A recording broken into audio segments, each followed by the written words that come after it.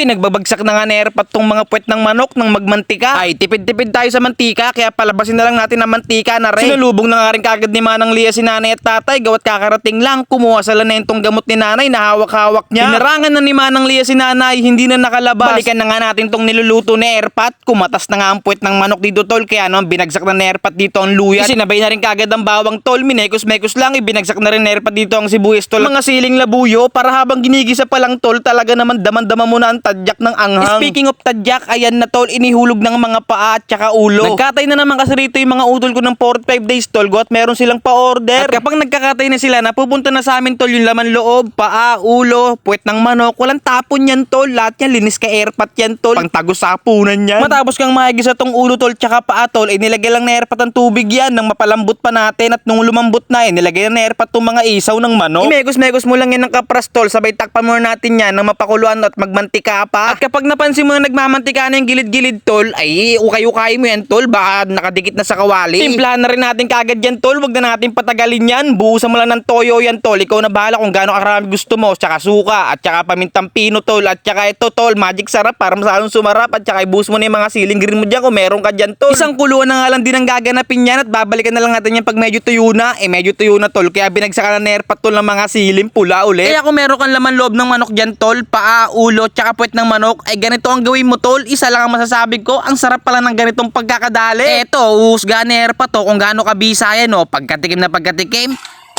Dumuluke! Talaga naman, yung mga ganitong pagkakadali, ang hinahanap nito, tol, below. Ay talaga ka.